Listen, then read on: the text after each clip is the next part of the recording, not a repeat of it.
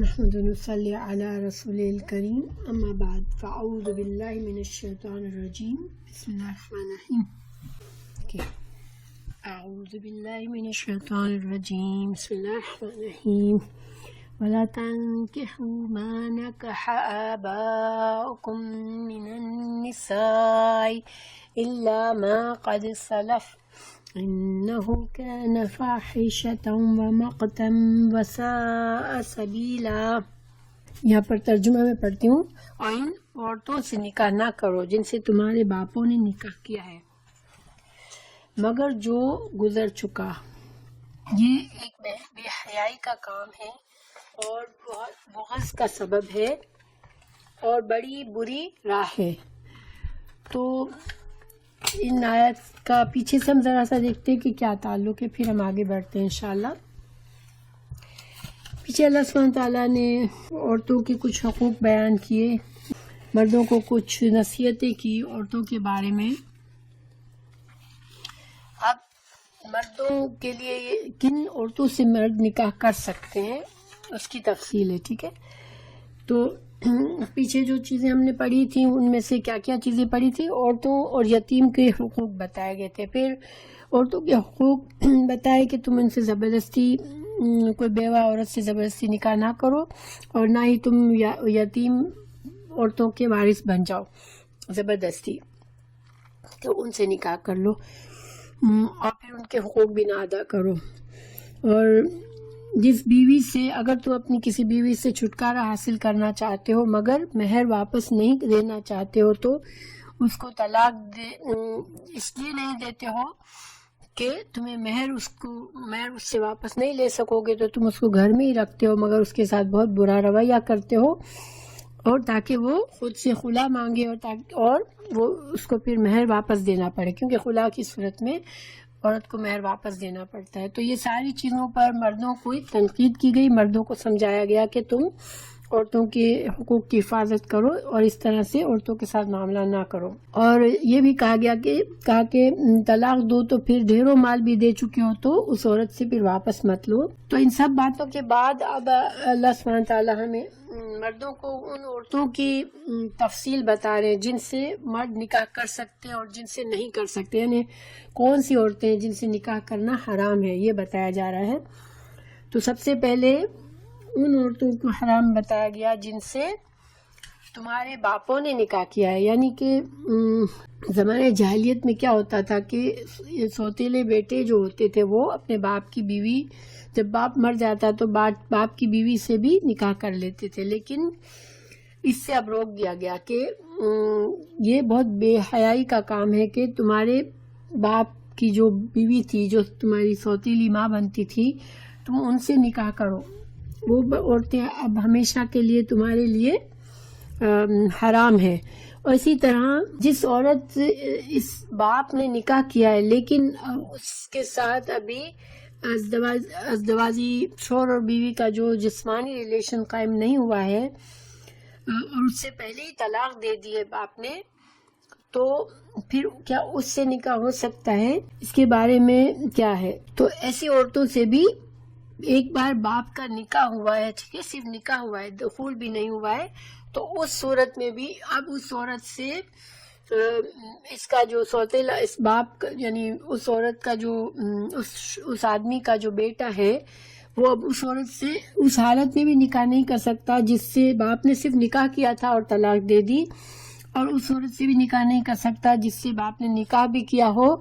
اور اس کے ساتھ ازدواجی رشتہ بھی قائم کیا ہو، یعنی شوہر اور بیوی کا جو جسمانی تعلق ہے وہ بھی ہو چکا ہو۔ تو ایسی عورت سے، دونوں طرح کی عورتوں سے جب باپ نے ایک بار نکاح کیا تو اب یہ اس سے سوتیلا بیٹا نکاح نہیں کر سکتا، اور یہ جاہلیت میں یہ کام کیا جاتا تھا۔ اللہ سبحانہ تعالیٰ نے کہا کہ جو پہلے ہو چکا وہ اب چونکہ اللہ کا اس وقت حکم نہیں تھا تو اس پر تمہاری پکڑ نہیں ہوگی، لیکن یہ بہت برا بے حیائی کا کام ہے اور اس سے دشمنی ہوتی ہے باپ بیٹوں میں، اور یہ بہت ہی برا راستہ ہے، خاندان میں خرابی آتی ہے۔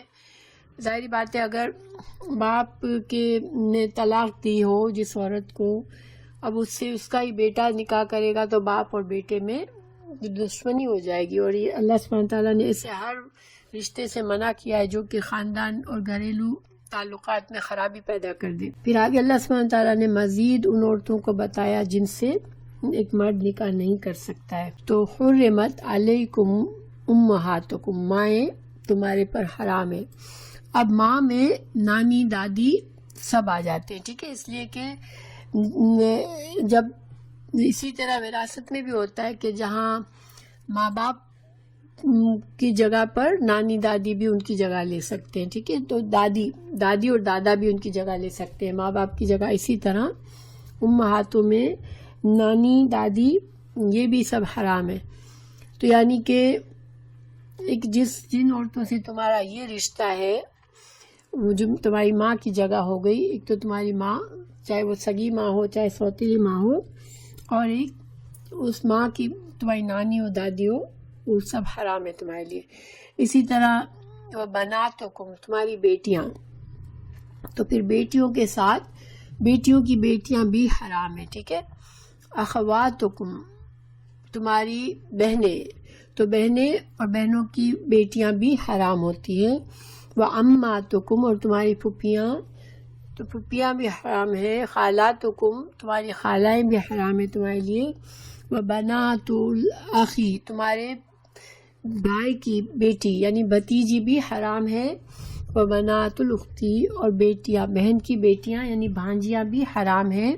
جن سے بھی نکاح نہیں ہو سکتا۔ ماموں اور بھانجی کا یا چچا اور بھتیجی کا نکاح نہیں ہو سکتا۔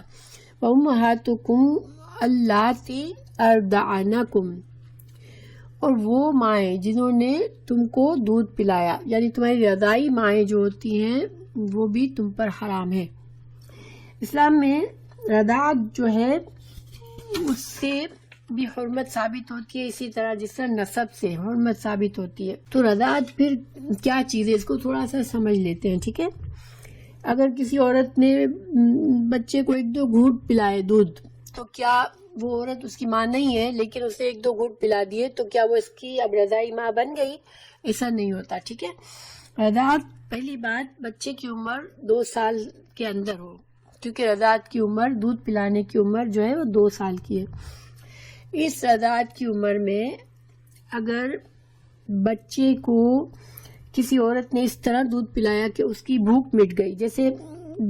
بچہ جو ہے جب دودھ پینا شروع کرتا ہے اس کو بھوک لگی ہوئی ہوتی ہے، تو عام طور پر وہ چھوڑتا نہیں ہے جب تک اس کو تھوڑی تسکین ہو جاتی ہے، اس کی بھوک کا احساس مٹ جاتا ہے، تو یہ ایک رضاعت کہلاتی ہے۔ جیسے ایک بار بچے نے دودھ پینا شروع کیا،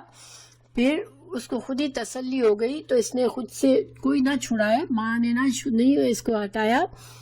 دودھ پلانے والی عورت نے نہیں ہٹایا، بلکہ وہ خود سے بچہ دودھ پینا اسٹاپ کر دے، تو ایک رضاعت ہو گئی۔ تو اس طرح سے صحیح مسلم کی حدیث، حضرت عائشہ کی حدیث سے ہمیں پتہ چلتا ہے کہ اس طرح سے 5 دفعہ اگر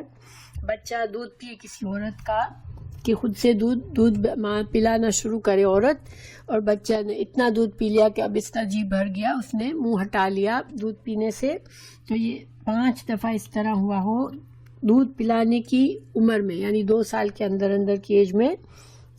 تو اس سے وہ عورت اب اس کی رضائی ماں بن جاتی ہے، ٹھیک ہے۔ پھر رضائی ماں کے لحاظ سے پھر وہ سب رشتے جو نسب سے حرام ہوتے ہیں، وہ پھر اس میں حرام، اس مرد کے لیے، اس بچے کے لیے،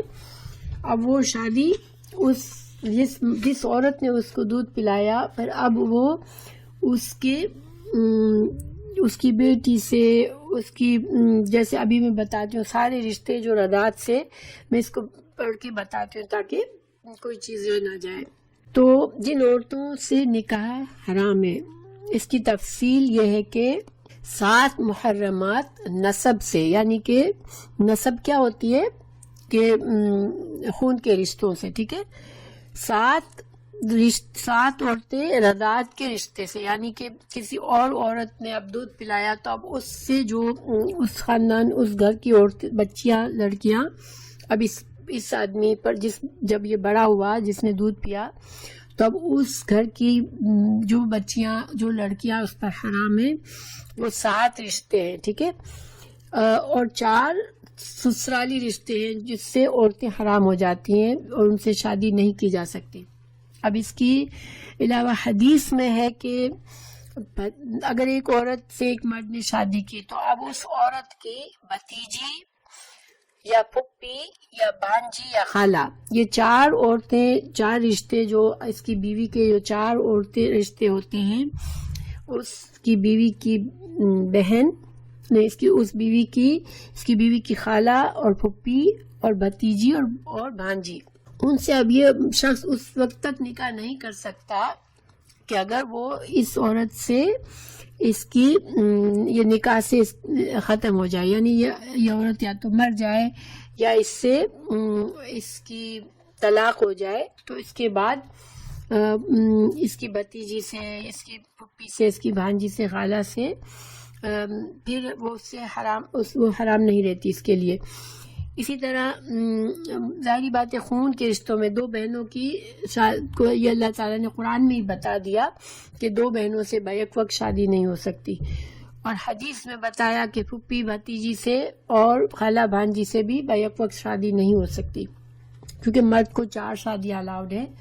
تو یہ ایسا نہیں ہو سکتا کہ وہ ایک پھپھی بھتیجی سے ایک وقت میں شادی کر لے، یا 2 بہنوں سے ایک وقت میں شادی کر لے، یا خالہ بھانجی سے ایک وقت میں شادی کر لے۔ تو 7 جو نسب سے محرمات ہیں جن عورتوں سے شادی نہیں ہو سکتی، یعنی خون کے رشتوں سے، تو اس میں مائیں ہیں، اور ماں میں نانی بھی آ جاتی ہے، اور بیٹیاں ہیں، تو بیٹیوں میں پھر پوتیاں بھی آ جاتی ہیں، ٹھیک ہے، بہنیں ہیں، پھر پھپھیاں ہیں، خالائیں ہیں، بھتیجی ہے اور بھانجی ہے۔ تو 7 ذات سے عورتیں حرام ہو جاتی ہے کہ ان سے 7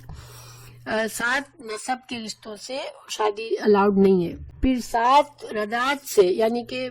دودھ کسی عورت نے پلایا کسی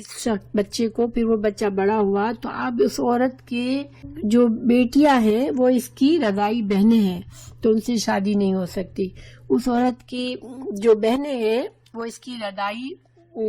خالائیں ہیں، تو اس سے بھی شادی نہیں ہو سکتی۔ اس عورت کی جو نندیں ہیں، یعنی کہ اس کے شوہر کی بہنیں ہیں، وہ اس کی بھی رضاعی پھپھیاں ہو گئی، اس سے بھی شادی نہیں ہو سکتی۔ اس عورت کی جو رضاعی خالہ ہیں ان سے بھی شادیاں نہیں ہو سکتی۔ اس عورت کی بھتیجیاں ہیں اور بھانجیاں ہیں، ان سے بھی شادی نہیں ہو سکتی۔ یہ سارے رشتے اسی طرح محرم ہو جاتے ہیں جس طرح نسب خون کے رشتے ہوتے ہیں، تو یہ پھر اس سے وہ شادی نہیں کر سکتا یہ لڑکا۔ ہاں، اگر اس لڑکے کے جو دوسرا بھائی ہے جس نے دودھ نہیں پیا اس عورت کا، وہ اس خاندان میں شادی کر سکتا ہے، ٹھیک ہے، اپنے بھائی کے رضاعی بہنوں سے، رضاعی خالوں سے، ان سے اس کا شادی ہو سکتی ہے کیونکہ اس نے دودھ نہیں پیا۔ صرف رضاعت کا رشتہ کس کا ثابت ہے؟ جس شخص نے دودھ پیا تھا اس عورت کا، تو پھر اس خاندان کی یہ لڑکیاں اس کے لیے حلال نہیں ہے شادی کرنے کے لیے۔ سسرالی رشتوں میں ساس سے شادی نہیں ہو سکتی۔ اسی طرح جو اگر ایک انسان کسی عورت سے شادی کرتا ہے اور اس عورت کی پہلے شوہر سے بھی بیٹی تھی، اور اس عورت سے شادی کر کے اس سے شوہر اور بیوی کا اس نے تعلق کر لیا، تو اب اس کی وہ بیٹی جو کہ پہلے شوہر سے تھی، اس کی بیوی کی وہ بیٹی جو اس کے پہلے شوہر سے تھی، اب یہ مرد اس سے شادی نہیں کر سکتا، ٹھیک ہے، یعنی سوتیلی بیٹی سے مرد شادی نہیں کر سکتا۔ اسی طرح بہو اور سسر کی شادی نہیں ہو سکتی، اور اسی طرح 2 سگی بہنیں ایک وقت میں ایک شوہر سے شادی نہیں ہو سکتی۔ اس کے علاوہ باپ کی جو بیوی ہے اس سے بھی سوتیلا بیٹا شادی نہیں کر سکتا، یہ ہم نے پہلی آیت میں پڑھ لیا۔ یہ تو سارے رشتے ہو گئے، ٹھیک ہے۔ ماؤں میں نانیاں بھی آ جاتی ہیں اور دادیاں بھی آ جاتی ہیں، اور اسی طرح بیٹیوں میں پوتیاں، نواسیاں، پوتیوں نواسیوں کی بیٹیاں، یہ سب آ جاتی ہیں، ان کسی سے شادی نہیں ہو سکتی۔ اب سوال ایک پیدا ہوتا ہے کہ کسی آدمی نے نکاح نہیں کیا کسی عورت سے مگر زنا کر لیا، اب اس زنا کے اس میں کوئی بیٹی پیدا ہو گئی، ٹھیک ہے، زنا کی وجہ سے، اب وہ ویسے تو یہ اسی مرد کی بیٹی ہے کیونکہ اس نے اس عورت سے زنا کیا تھا اور اس کی بیٹی اب ہوئی ہے، تو کیا اب ایسی بیٹی سے نکاح ہو سکتا ہے جو کہ زنا کے نتیجے میں پیدا ہوئی ہو؟ تو اس کے بارے میں علماء میں اختلاف رائے ہے، کیونکہ وراثت میں ایک آدمی کی جو ایسی بیٹی جو کہ زنا کے سبب سے پیدا ہوئی ہو، حرام جیسے حرام بیٹی ہو، تو وہ بیٹی جو ہے وہ وارث نہیں بن سکتی، ٹھیک ہے، اور زنا کے فعل سے جو بچے پیدا ہوتے ہیں وہ اپنے باپ کے وارث نہیں بن سکتے۔ تو اسی طرح علماء نے اس کے اوپر اندازہ لگا کر یہ کہا کہ پھر زنا سے جو بیٹی پیدا ہوئی ہوتی ہے، پھر وہ بھی اس پر بھی یہ قانون بھی آئے گا کہ وہ جو ہے اس سے شادی کی حرمت نہیں ہے، یعنی وہ حرام نہیں ہے شادی کے لیے۔ حالانکہ ظاہری بات ہے کہ اگر کچھ علماء اس طرح کہتے ہیں، کچھ کہتے ہیں نہیں، ایسی بیٹی سے بھی شادی حرام ہے جس سے جو زنا کے رشتے سے پیدا ہوئی ہو، کیونکہ دیکھا جائے تو ظاہری بات ہے کہ ہے تو اسی کی بیٹی نا، اسی کے نطفے سے ہوئی ہے، تو یہ مطلب بہت ہی خراب کے اوپر خراب کام کرنے والی بات ہے۔ لیکن چونکہ فقہی علماء ہر پہلو پر غور کرتے ہیں، تو یہ میں آپ لوگوں کو حکم بتا رہی ہوں کہ اس کا علماء نے یہ سوچا اس کے بارے میں۔ نسب کی وجہ سے، رضاعت کی وجہ سے جو محرمات ہیں، تو رضائی ماں جس کا دودھ تم نے مدت رضاعت میں 2 سال کے اندر پیا ہو، رضائی بہن وہ عورت جس کو تمہاری حقیقی یا رضائی ماں نے دودھ پلایا ہو، تمہارے ساتھ پلایا ہو یا پہلے یا بعد، یعنی کہ یہ ضروری نہیں ہے کہ رضاعت کے لیے کہ یعنی کہ 2 بچے پیدا ہوئے، ایک عورت کے گھر اپنا بچہ ہے اور دوسرا بچہ کسی عورت کے گھر، کسی اور کے گھر پیدا ہوا، اب دونوں بچوں کو بیک وقت وہ دودھ پلا رہی ہے، تو ایک تو ہے اس کا رضائی بیٹا ہو گیا اور اس کی رضائی اور اس کی اپنی بیٹی کو سیم وقت پہ پلا رہی ہے، تو کیا یہ صرف یہ دونوں ہی بہن بھائی ہوئے رضاعت سے، یا چاہے ایک سال ایک بچہ پیدا ہوا اس کے اپنے گھر میں اور دوسرے سال دوسرے گھر میں بچہ لڑکا پیدا ہوا، تو اس نے ایک سال اس کو پلایا اور دوسرے سال اس کو پلایا، اب ایک ہی وقت میں دونوں کو دودھ نہیں پلایا، لیکن پھر بھی وہ رضائی بہن بھائی بنیں گے، ٹھیک ہے، کیونکہ ماں ایک ہی ہے، دودھ پلانے والی عورت ایک ہی ہے۔ تو بہرحال یہ سارے اس کے قوانین ہیں، اور نسب جب دودھ پلانے والی ماں ہوتی ہے تو اس کا ہسبینڈ بھی اس کا رضائی باپ بن جاتا ہے، اس کے بیٹے، اس عورت کے بیٹے اس کے رضائی بھائی ہو جاتے ہیں، اس طرح سے سارے رشتے بنتے ہیں۔ تو پھر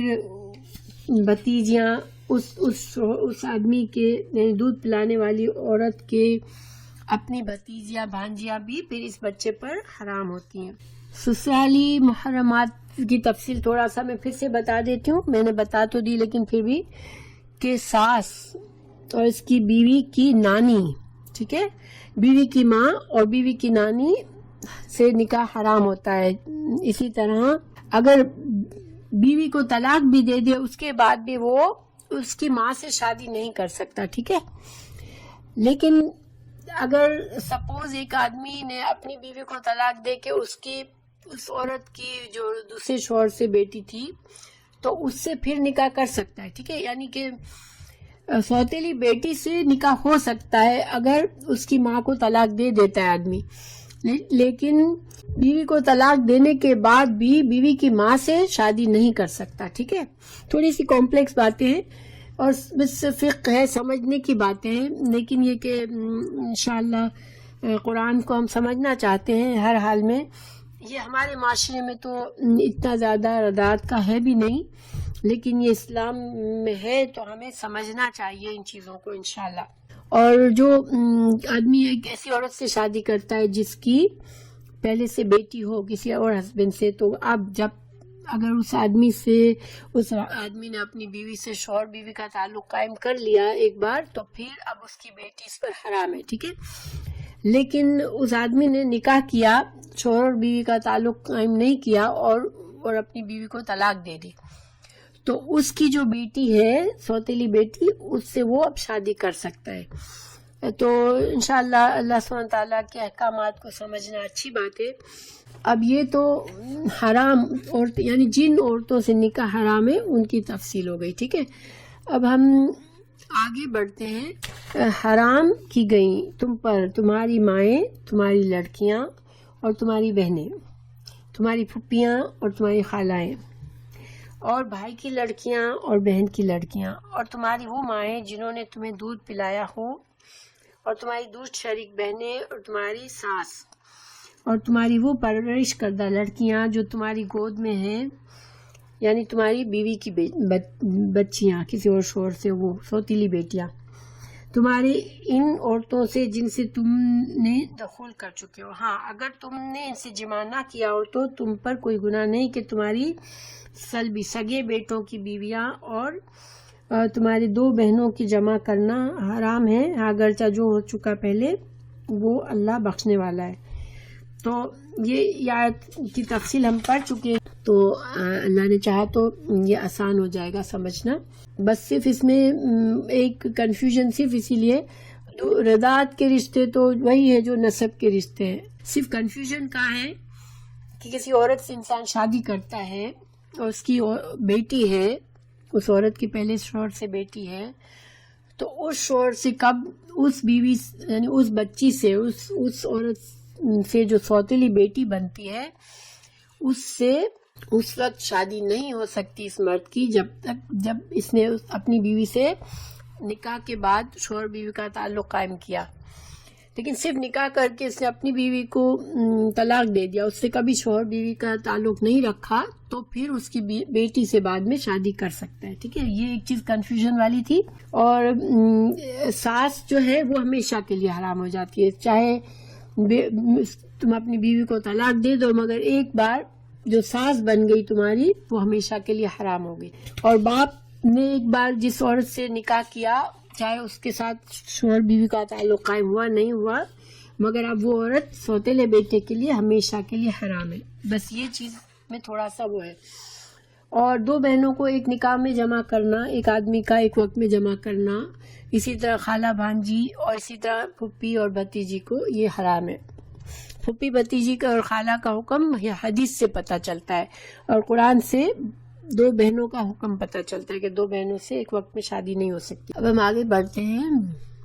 اللہ تعالیٰ نے کہہ دیا کہ جو پہلے ہو چکا تو اب اس میں اگر تم نے اس طرح کے کوئی رشتے میں شادی کی تو اللہ تعالیٰ نے تمہیں معاف کیا، بس مگر یہ کہ وہ رشتے اب قائم نہیں رہ سکتے. جیسے یہ حکم آنے کے بعد تمہاری 2 بہنوں اگر تمہاری گھر میں موجود ہیں جن سے 2 بہنوں کو تم نے ایک وقت میں نکاح کیا ہے، تو اب تم ان کو ساتھ نہیں رہ سکتے، تمہیں ایک کو طلاق دینی ہوگی. ٹھیک ہے، کیونکہ جب قانون یہ ہے کہ جو حکم ثابت ہو گیا آ گیا، اس سے پہلے جو کچھ تھا ٹھیک ہے، لیکن اب حکم آ جانے کے بعد تم اس کام میں جاری نہیں رہ سکتے. ٹھیک ہے، تو یہ حکم ہے. والمحصنات من النساء الا ما ملکت ایمانکم کتاب اللہ علیکم وأحل لکم ما وراء ذلکم ان تبتغوا باموالکم محسنین غیر مسافحین فما استمتعتم به منهن فآتوهن أجورهن فريضة ولا جناح عليكم فيما تراضيتم به من بعد الفريضة إن الله كان عليما حكيما. اب اس آیت میں ترجمہ کیا ہے؟ اور حرام کی گئی شوہر والی عورتیں، یعنی شادی شدہ عورتیں، اور کسی عورت نے کسی اور سے مرد سے شادی شدہ ہے، اپنی شادی میں ہے ابھی،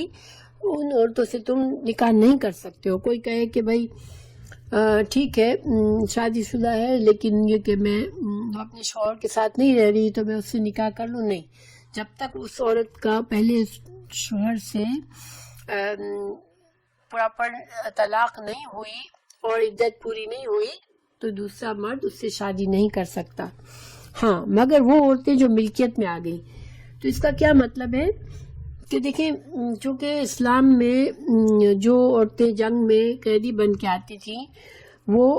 مسلمانوں میں بانٹ دی جاتی تھی غلام کے طور پر، لونڈیوں کے طور پر. تو لونڈی اپنے مالک پر حلال ہوتی تھی،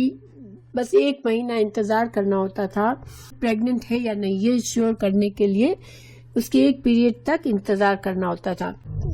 ظاہری بات ہے کہ جب ایسی عورتیں جنگ میں آتی تھی تو کوئی شادی شدہ ہوتی تھی، کوئی غیر شادی شدہ ہوتی تھی، تو اب شادی شدہ لونڈی اب گھر میں آئی، اب جو ہے چونکہ اللہ تعالیٰ نے کہہ دیا کہ شادی شدہ عورتیں تمہارے لیے حرام ہے، تو اب صحابہ کرام پریشان ہوتے تھے کہ یہ لونڈی تو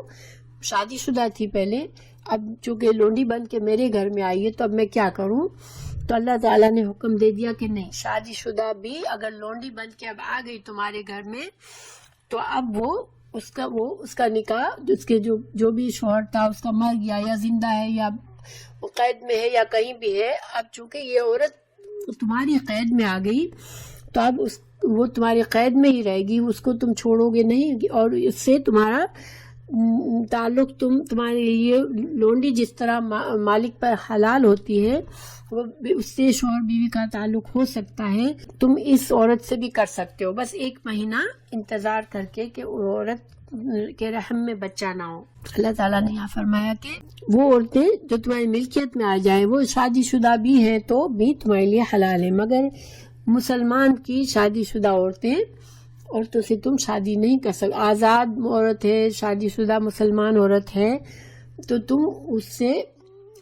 نہیں کر سکتے ہو نکاح، چاہے وہ مسلمان نہیں بھی ہے مگر وہ آزاد ہے، وہ تمہاری لونڈی نہیں ہے۔ تم کہو گے ایک مسلمان تو نہیں ہے، کوئی اور قوم سے ہے اور شادی شدہ ہے تو میں اس سے نکاح کر لوں، نہیں، ہاں صرف اس صورت میں تم کر سکتے ہو شادی شدہ سے اس کو استعمال کر سکتے ہو، اس عورت کو جو کہ لونڈی بن کے تمہارے گھر میں آ گئی ہے، تو پھر وہ حلال ہے تمہارے لیے چاہے وہ شادی شدہ تھی۔ پھر اللہ تعالیٰ یہ احکام تم پر فرض کر دیا، تو یہ جو ہے فرض احکامات ہیں، یعنی جو محسنات جن سے نکاح تم نہیں کر سکتے ہو، جو پیچھے آیت میں بتائی گئیں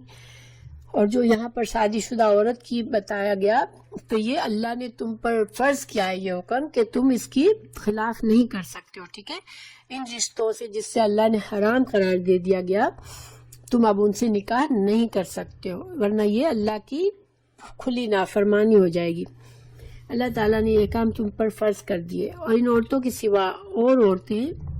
تمہارے لیے حلال ہیں کہ اگر اپنے مال کے مہر سے تم ان سے نکاح کرنا چاہو، برے کام سے بچنے کے لیے، نہ کہ شہوت رانی کرنے کے لیے، اس لیے جن سے تم فائدہ اٹھاؤ ان کا مقرر کیا ہوا مہر دے دو۔ اب یہاں پر اللہ تعالیٰ نے فرما دیا کہ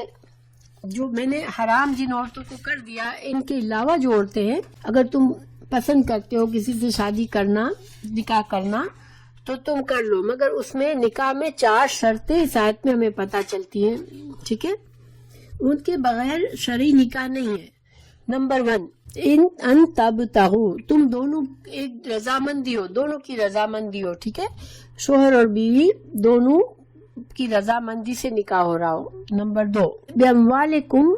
یعنی تم اس عورت کا مہر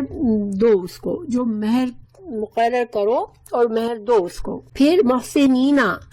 یعنی تمہاری نیت یہ ہو کہ تم نکاح کر کے اپنے آپ کو حرام ذریعوں سے اپنی خواہشات پوری کرنے سے بچاؤ گے، اور تم اللہ سبحانہ تعالیٰ کے نام سے نکاح کر کے اس عورت کے ساتھ پاکیزہ زندگی گزارو گے اور اپنی خواہشات پاکیزہ طریقے سے پوری کرنے کی نیت رکھتے ہو، ٹھیک ہے؟ پھر غیر مصافحین، تمہاری یہ نیت نہ ہو کہ تم کسی سے نکاح کرو صرف اپنی وقتی خواہش پوری کرنے کے لیے، کہ اس سے صرف چند دنوں کے لیے میں نکاح کروں گا اور میری خواہش پوری ہو جانے کے بعد چھوڑوں گا، نہیں، تمہاری نیت یہ ہو کہ تم اس عورت کے ساتھ نکاح کر کے اس کے ساتھ زندگی بساؤ گے، اس کے ساتھ زندگی گزارنے کا ارادہ رکھتے ہو۔ تو پھر کیا کرو کہ تم اس کو مہر دو، مہر کو فرض کیا ہے اللہ نے، ٹھیک ہے؟ نکاح کی شرائط میں سے مہر فرض ہے۔ ان 4 چیزوں کو ذرا سا اور سمجھے اگر ہم دیکھیں، مسلمانوں میں 2 چیزیں، ایک تو شیعہ لوگ سمجھتے ہیں کہ ہم متع کر سکتے ہیں، عورت سے، یہ متاع کو جائز سمجھتے ہیں. لیکن متاع کیا ہے کہ کسی عورت کو وقتی طور پر کچھ پیسے دے کے اس سے کانٹریکٹ کرو کہ میں 1 مہینے کے لیے تم سے شادی کرتا ہوں، پھر تم اس سے اپنی جنسی خواہش پوری کر کے اس کو پھر طلاق دے دو. یہ متاع ہے، وقتی نکاح. ایسا نکاح جائز نہیں ہے اسلام میں. یہ شیعہ لوگ اب جائز سمجھتے ہیں کیونکہ پہلے یہ اسلام سے پہلے ہوتا تھا ایسے، اور اسلام کے بھی شروع میں یہ جائز تھا. لیکن پھر اللہ سبحانہ تعالیٰ نے اس کو، رسول اللہ صلی اللہ علیہ وسلم نے حدیث کے ذریعے اس کو حرام کر دیا. جو حدیث سے حکم آتا ہے حرام کا وہ اسی طرح ہوتا ہے جو قرآن سے حرام ہے. تو آپ صلی اللہ علیہ وسلم نے اس سے منع فرما دیا کہ یہ جائز نہیں ہے. اور یہاں پر قرآن میں بھی یہی اشارہ ہے کہ تم جو ہو صرف وقتی طور پر اپنے جذبات کی تسکین کے لیے نکاح نہ کر رہے ہو، تمہاری نیت یہ ہو کہ تم اس عورت کے ساتھ زندگی گزارو گے اور حلال طریقے سے اپنی خواہشات بھی پوری کرو گے، اس سے لذت بھی حاصل کرو گے. دوسرا جو حرام چیز مسلمان آج کرتے ہیں وہ حلالہ. یہ بہت سے مسلمان یہ سمجھتے ہیں کہ حلالہ کرنا جائز ہے. حلالہ کیا ہوتا ہے کہ ایک عورت کو جب مرد 3 دفعہ طلاق دے چکا ہوتا ہے تو وہ عورت اب اس کے اوپر حرام ہے. اب وہ اس عورت سے کبھی شادی نہیں کر سکتا انلیس کہ وہ عورت کسی اور مرد سے شادی کرے، پھر اس مرد کے ساتھ صحیح نیک نیتی کے ساتھ، دونوں کی نیت اچھی ہو، دونوں چاہ رہے ہوں کہ ہم اب زندگی ساتھ گزاریں گے، مگر فور سم ریزن